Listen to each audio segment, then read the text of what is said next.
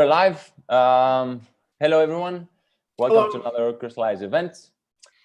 Thank you for joining. As you know, you should be very familiar by now. I'm joined by Håkon, our lead engineer, product lead in Crystallize. And today, the event will be, in this event, we'll be talking about multilingual.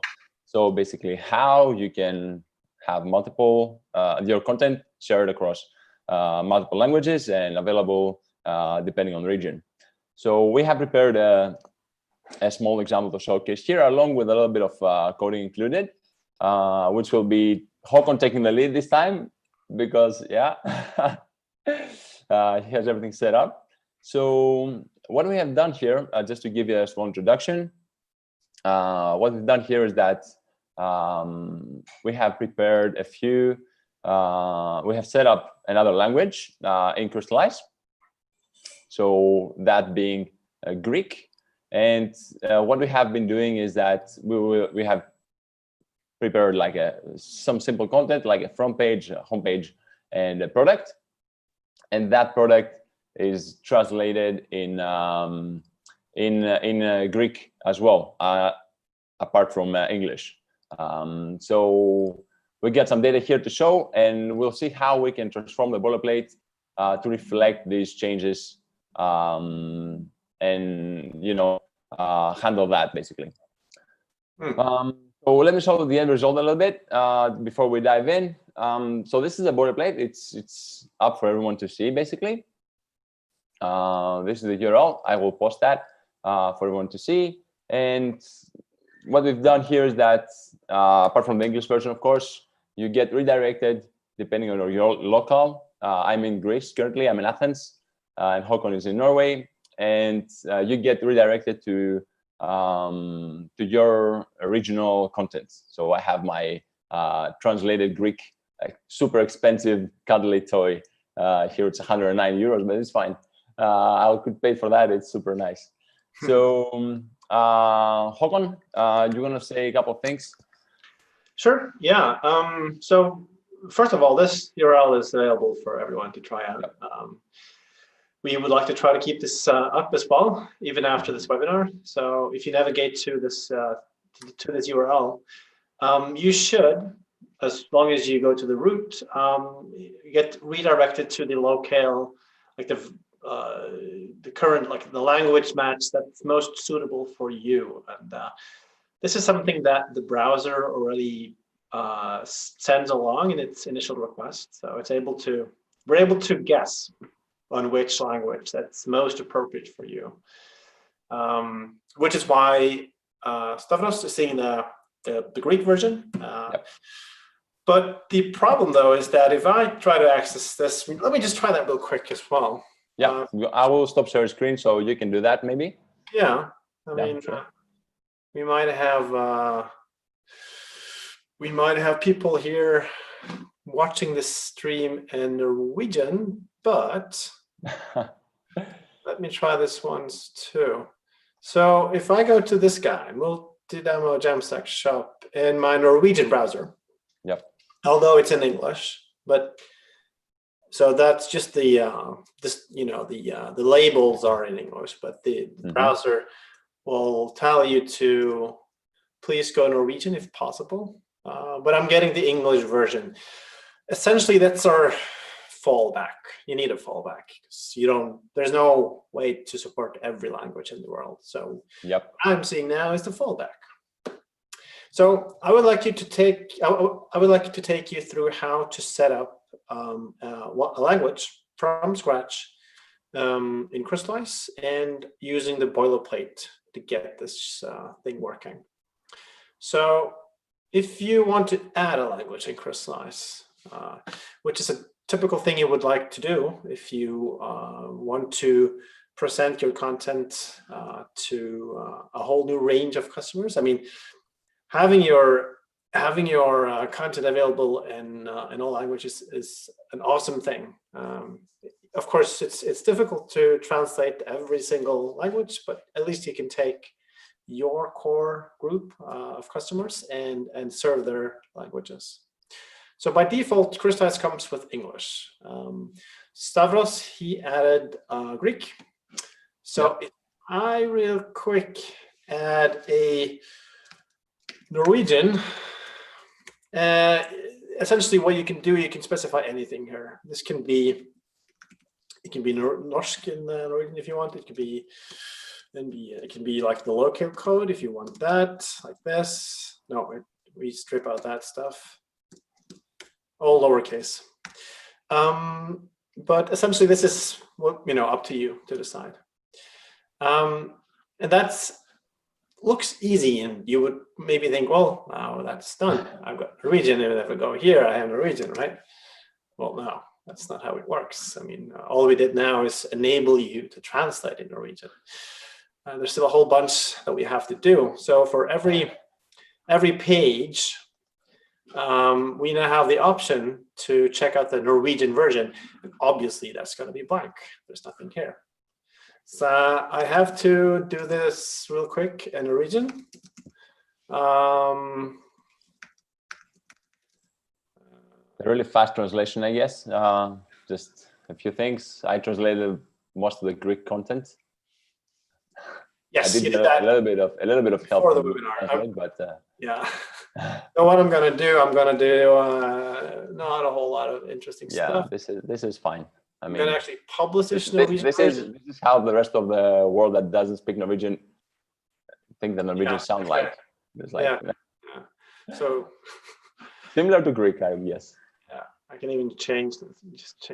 So we try to provide you with some hints in the UI where you were, to lack translations. So these guys haven't been translated yet in Norwegian. So we're showcasing the English version here to help you a bit. So this is the Norwegian version, produkter, and we're gonna go with I don't know what it is. I'm going to say this, making it available in Norwegian. I'm going to do essentially just going to, this is just the way we hook up the front page on the web. So that's in English still, but this is the whole gist of it. You will just go through the entire thing and translate, the translatable parts. So that's one part of it. The boilerplate still is not sort of set up to deal with Norwegian yet. I'm still getting redirected to English. So let me show you real quick how you would set this up. And let's assume that you haven't done anything. Let's assume that you don't have a shop. So this is how you would do it. You would, preferably using our CLI tool, you would put up a new project and wait a few seconds before the CLI to be installed and ready to ask you some questions. You're going to specify your own tenant. We're going to use the one we have now. Demo, it's what it's called. I'm going to use Next.js and React for this, but Multilingual is obviously also available for Gatsby. I would like to enable multiple languages, yes. And now we're just going to provide a list of the languages in a comma-separated string here. This is a quick way of just getting started. We can specify some more details later. I'm not going to do payment methods now. I'm not going to do that token thing, just a clean thing. And while let's fast forward a bit. I've already did that. So essentially, this is how it looks out of the box. The boilerplate has a few locales built in already, which are here, basically labels that need translations, but we need now to hook up the tenant, which we've got here. Multilingual demo needs to read from all of those languages that we have in Crystallize, and that's something we set up here. App config JSON. So this is essentially what you have. You got your English, you got your Greek. If I check out, this is a bit of cheating because if I had set this up with the CLI. I would also have Norwegian here, like so. This is how it would be by default. So what you have to do is obviously to change these guys to reflect the locale that you want to serve. So this list is not totally complete. Let's change it a bit. So this is for the US market. I'll do that thing. We can do, this is the language of the app. This is the language of Crystallize. USD looks good. Greek, so that would be, I think I know this. Isn't this how you spell Greek in Greek, isn't it? Yeah, well, this is Greece. Yeah, Greece. Yeah, that's yeah, good enough. It's good enough. Yeah.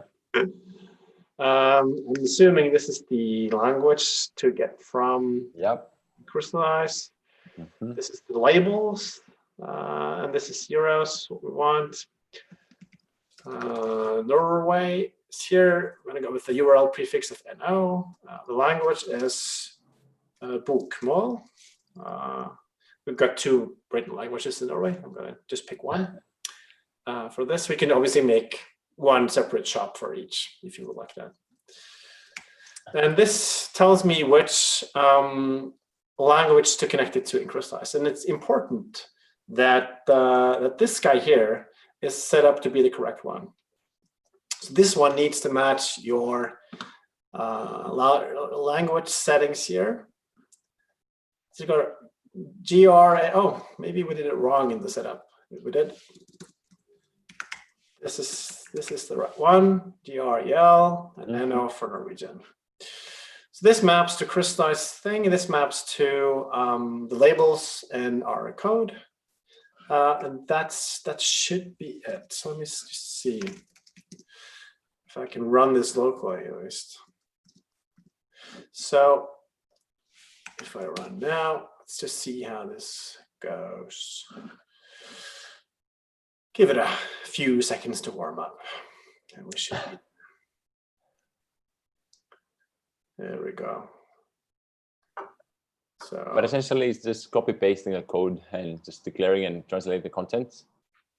It is really, yes. I am getting the English one still. Not really sure why.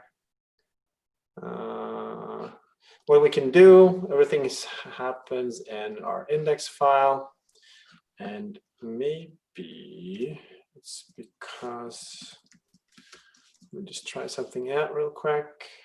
There we go. Browser cache. Nice. Yep. Beautiful. This is the Norwegian one. We can go to products. Yeah, dev mode takes a while to run. There we go. We got your Norwegian translations. You got your Norwegian currency here. You got your Norwegian labels, and all of those are, predefined in the locales. Obviously, you can override them as much as you would like. This is just to get you started with something. Yep. So we can locate the text here.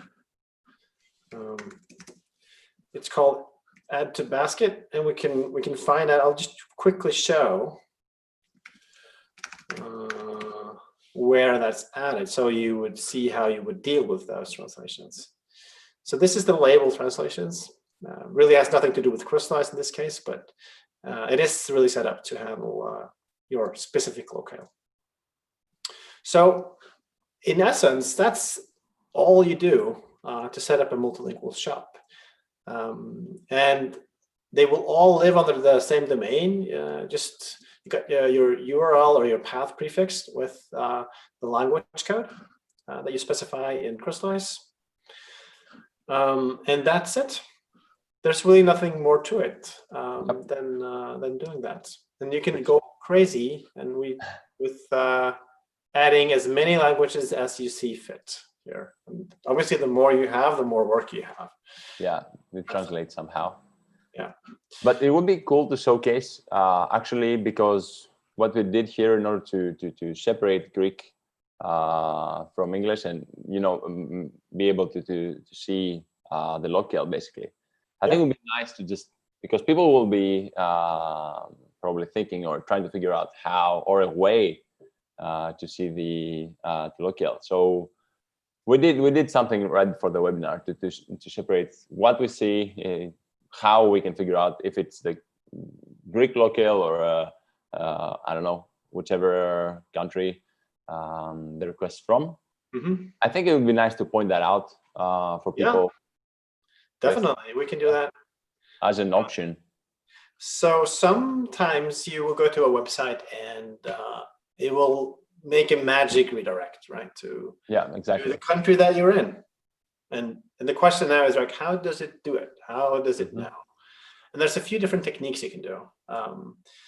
The most simple one is to check out the request that the browser makes and see if there's any indication there on which language this client is at. And another option is to check out the IP address and do a lookup to find out which region this IP address is most likely to be registered in. That's obviously a bit slower because it requires a fetch to a third party. So I think the most common case here is just to look at whatever the browser sends you and just use that as a part of the redirect. And I can share my screen again and I can show that. Give me a second. So if we go to Multilingual JAMStack shop, and let's open my dev tools for a second. I'm just going to zoom in a bit. I'm just going to go for the EN version for now. In the initial document that I fetch, I'm sending the server some stuff. Some of that is interesting, some is not, but some is actually very interesting for this case. And this is this accept language HTTP header. So within that, the client is telling the server that I do accept these languages. There's a whole bunch of them. So disregard the last part here, but if you look at the beginning here, it says my locale is Norwegian. I do have an English language setting, but this is my locale. So we're able to pick this up in the boilerplates. Let me show you real quick where that happens.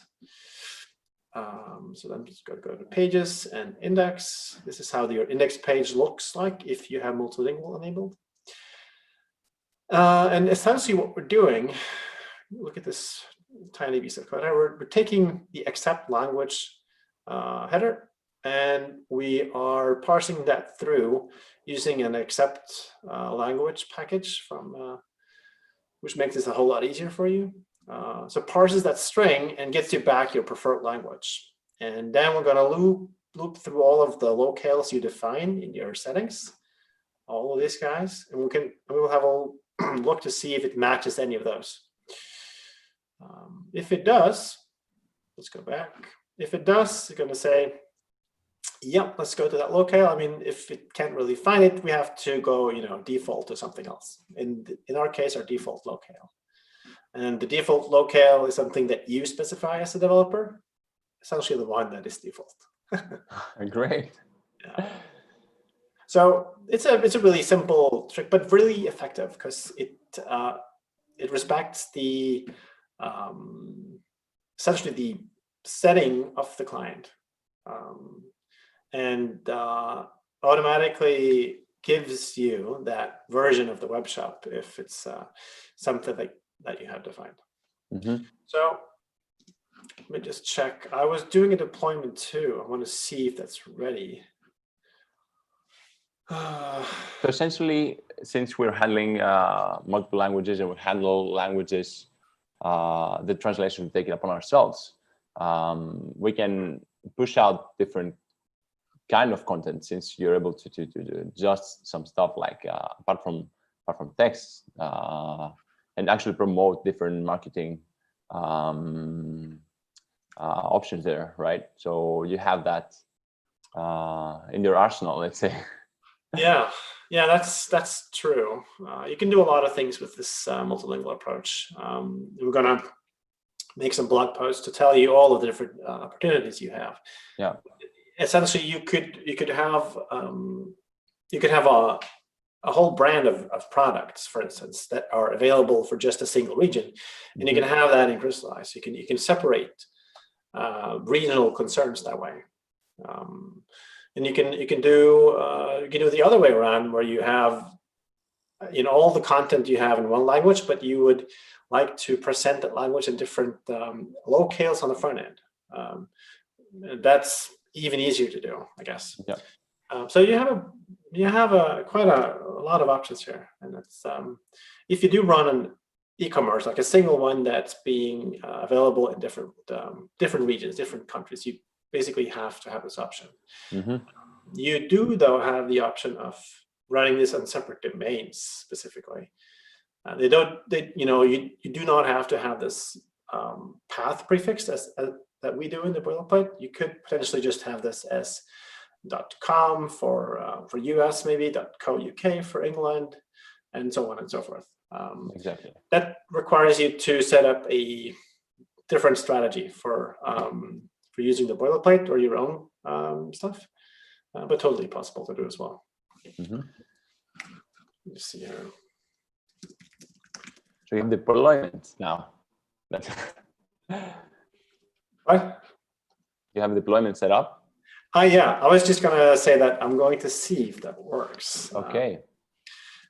So I was kind of hoping to do, replace the multi-demo JAMStack shop with what I have. Let me see if I can. Yeah. So it's first try, right? First try. I haven't tried. Beautiful. It says success. Let's find out. Yeah. All right. Okay. Yeah. Okay. I'm gonna share my screen again. Go ahead. So let's see. Okay. So essentially, I've got we deploy this to Vercel. It's our go-to option for Next.js stuff. And if I now go to multi-demo JAMStack shop, it picks up on my language, and I'm getting the Norwegian one. Fantastic. I could probably spend a bit more time on the translations, but hey, it works. And I've got this nice drop down here that just pulls the, oh, cute. It says if I want to translate. Yep, exactly. So yeah, you got your entire thing, and that includes so alt text, currency formatting, whatever other kinds of formatting you would like to. You probably want numeral formatting of some sort as well. So yeah, works like a charm. And this would be interesting to see which version of the website our visitors, the viewers of this webinar are seeing. If we have someone posting anything like that. Yeah. Let's see. Yep. But for essentially the code setup of all this, we've been through it. There's really nothing else to it. We make sure in the CLI that we restructure some of the files from the boilerplate, so everything is working properly with multilingual setup. But it's essentially just the actual work goes into Crystallize. Yeah. Setting up everything and then translating every last bit to the different languages. And it's a bit more than what you would think. You probably have a lot more text than we have in our test here. Yeah, probably. So it takes a while. If you have a huge chunk of text, it's going to take a while, and that's what the actual job is. Yeah, exactly. So the rest is pretty simply set up. So I think it's Greek and Norwegian done. So many more to go. Well, yeah, if you're going to cover the entire spectrum of all the languages, it's going to take a while. Yeah, for sure. Awesome. So I think that's it for today. We covered up pretty much what we want to showcase. You have an example, also like a coding example of how you can make your own, or adjust to your own language and your own content. So I think that's pretty much it. Wrapping it up. Thank you guys for watching. Thank you for joining us. Feel free. Arslan, yeah, Greek, Norwegian, and English. That's the 3 languages that we just added. So yeah, for sure, feel free to ping us if you need anything. If you need any help, the community is open. Håkon, me, and the other guys, the other devs will be there if you need any help. So reach out if you need to. Thank you for joining us, and I hope to see you again in a couple more weeks when we'll be doing the next one. Of course, it will be updated and it will be published on our homepage. So make sure to check that out. And thank you for joining us in this. See you around. Cheers. Bye.